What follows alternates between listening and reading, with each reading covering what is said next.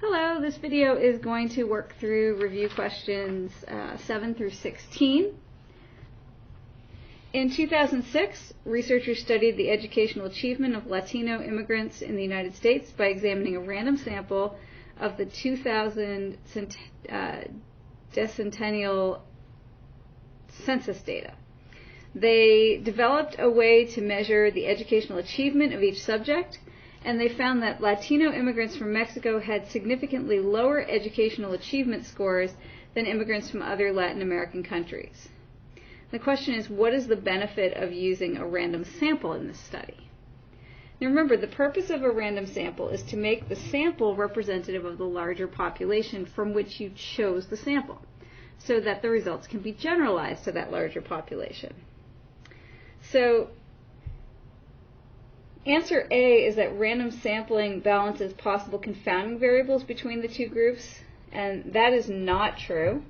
Random assignment to treatment groups would do that, but we can't randomly assign people to be from Mexico or from other Latin American countries, so that doesn't apply here. Random sampling is used in order to obtain a sample that is representative of the population of all Latino immigrants in the United States, so that researchers can generalize, and so this is the correct answer.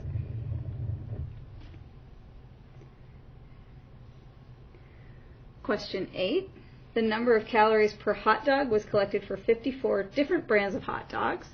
Ballpark turkey franks have a z-score of negative 0.86, and Oscar Mayer low-fat have a z-score of negative 3.27. I want to know which of the following are true.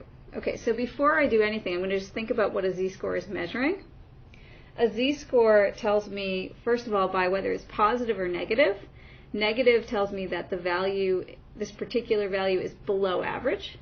Positive would tell me that this particular value were above average, and 0 would tell me that this particular value was right at the average. Right? So since these are both negative, it means both of these have fewer calories than the average among all the different types of hot dogs. Then this magnitude, right, tells me how many standard deviations the value is away from the average. So this negative 0.86 tells me that the ballpark turkey franks were 0.86 standard deviations below the average number of calories. And the Oscar Mayer low-fat z-score of negative 3.27 tells me that this brand was 3.27 standard deviations, below the average among all of the hot dogs. So, the caloric content for ballpark turkeys is more extreme than Oscar Mayer low-fat. More extreme would mean the z-score was farther from 0. And let's see, that is not true, so that one's out. Both of these brands are below average. That is true because both of them have negative z-scores. So the answer here is C. Whoops, sorry. The answer here is not C because I just said A is not true. The answer here is B.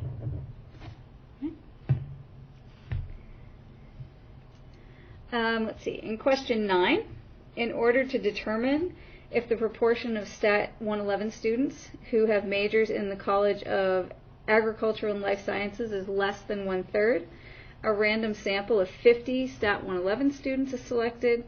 A sample proportion is 1 standard error less than 1/3, and we want to know what the value is of the standardized test statistic. Now, to answer this question, remember that the standardized test statistic that we'd calculate would be the sample proportion minus the hypothesized proportion of 1/3 divided by the standard error, which we could calculate as square root of 1/3 times 1 minus 1/3 over n. Right? But what this is going to tell me is it's going to tell me the number of standard errors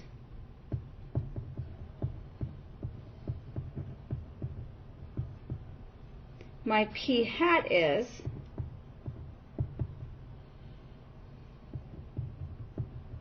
from the null hypothesis, 1/3. And I'm told that the sample proportion is 1 standard error less than 1/3. So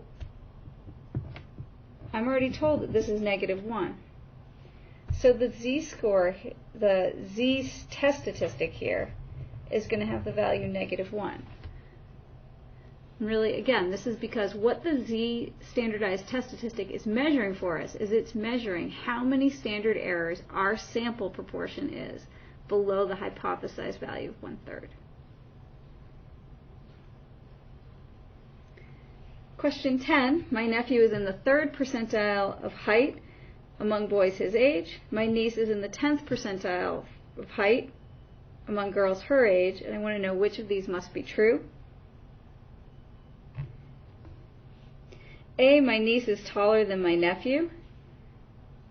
This does not need to be true.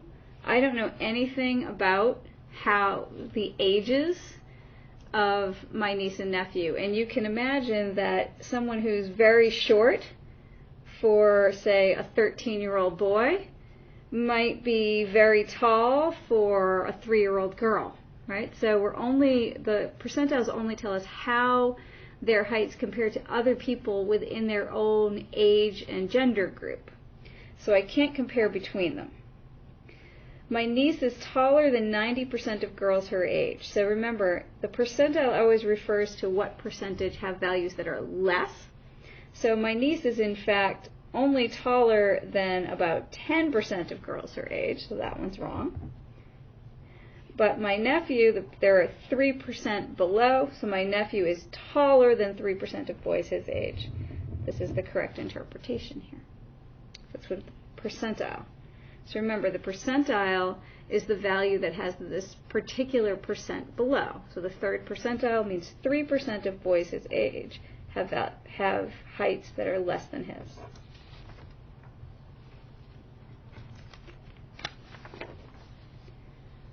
Question 11. Which of the data sets depicted in the graph would you expect to have the most variability as measured by the standard deviation? This is a question that requires you to think about what the standard deviation is measuring. Now, standard deviation measures variation, and it measures how spread out things are horizontally around the center of the data set, around the mean.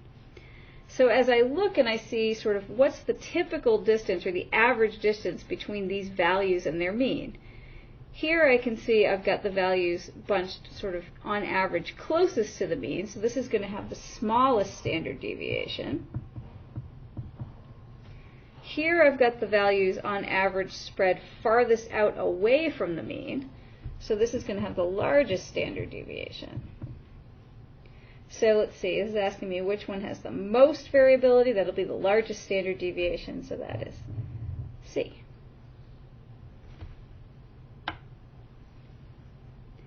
Question 12.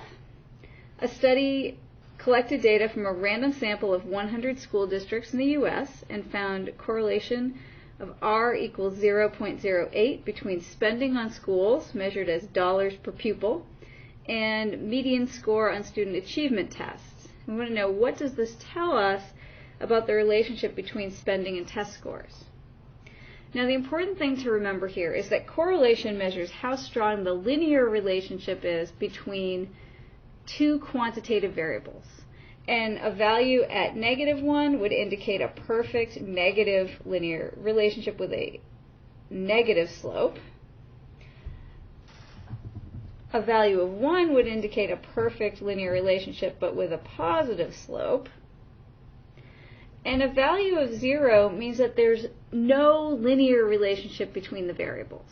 But that doesn't mean that there's not a nonlinear relationship. So a value of 0 could look like a situation where there's no relationship at all, or it could look like a situation where I have a relationship, but it's not linear. So it's not correct to say that I know that there's no association between school spending and achievement scores, because even though this is very close to 0, there could be a nonlinear relationship. So this one is out.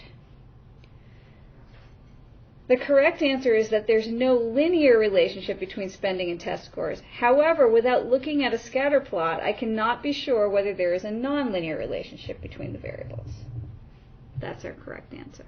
And remember, back from chapter 2, when we're looking at relationships between two quantitative variables, it is extremely important to always plot the data first. The correlation can be very misleading, and so can most of any other summary statistics. So it's really important to always start by plotting the data. Okay. Question 13. All other things being equal, if I wanted to make a 99% confidence interval instead of a 95% confidence interval, which of the following would be true? Okay, so if I want to be more confident that I've captured the true value of the parameter, I'm going to need to include a wider range of possible values for that parameter. So the 99% confidence interval would be wider than the 95% confidence interval. Based on a random sample of 1,000 adults living in France, a 95% confidence interval for the mean per capita wine consumption in France is 29.5 liters per year as the lower limit and 35.1 liters per year as the upper limit. I want to know which of the following is a valid statement based on the information given. So the correct answer here is that the researcher is 95% confident that the mean wine consumption for all adults in France is between 29.5 liters and 35.1 liters. Right? It's the population mean that we're 95% confident is in the interval. Now, let's go through and talk about what's wrong with, say, answer A. Answer A talks about 95% of adults. It doesn't mention the mean at all. So that one is not correct because the confidence interval doesn't tell us about how individuals in the population are spread out, only about where we think the true value of the population parameter is. So this one's wrong for that reason. The other ones that I think are sort of tempting wrong answers would be part C. Answer C says the researcher is 95% that the mean wine consumption for the 1,000 adults in the sample is contained in this confidence interval. And remember that the way that we would be making this confidence interval would be by taking the mean from the sample and adding and subtracting the margin of error. So we know with 100% certainty that the sample mean for these 1,000 adults is definitely in the confidence interval, 100% confidence. So that's why this one's wrong.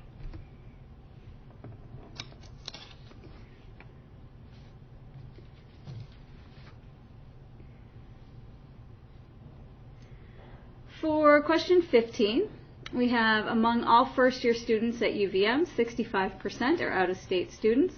Suppose that I take two random samples of UVM students, one with a sample size of 100 and another with a sample size of 20. And I want to know in which sample am I more likely to find less than half of the students in the sample are from out-of-state. I think I talked about this back when we were in the second unit of the course, but whenever we have a situation where we're trying to compare the likelihood of seeing some sort of summary measure, like a mean or a proportion, for two different sample sizes, these are always really questions about the sampling distribution and about how the amount of variability in the sampling distribution is related to the size of the sample. So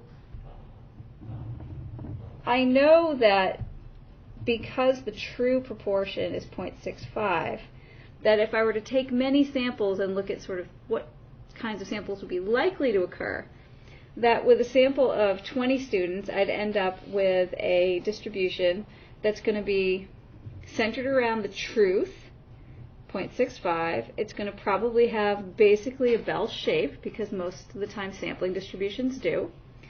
And it's going to have a certain amount of spread. And exactly how much I don't know, but let's suppose this is it.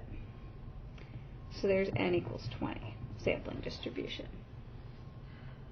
Now with a larger sample of 100 students, right, my sampling distribution is still going to be centered around the true value of the parameter. It's still going to be bell-shaped, but remember that with a larger sample size, I'm more likely to get a value that's close to the truth. So my standard error and the spread is going to be smaller. Here's n equals 100 students. So now if I look and say, okay, which one's more likely to have less than half? Suppose 50% is somewhere down here. I can see there's a lot more of this distribution for the smaller sample size.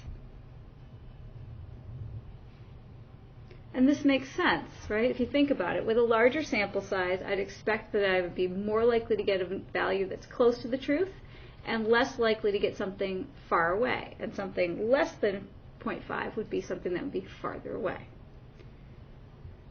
And then the question 16, we're looking at which of the following significance level would require the strongest evidence to reject the null hypothesis.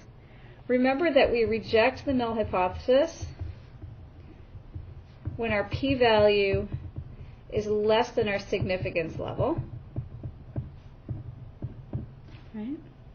And the smaller the p-value is, the stronger the evidence is against the null hypothesis. So a significance level that requires a smaller p-value is going to be requiring stronger evidence.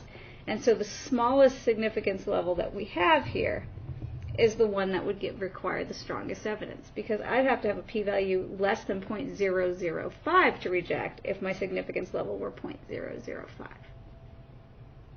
Okay.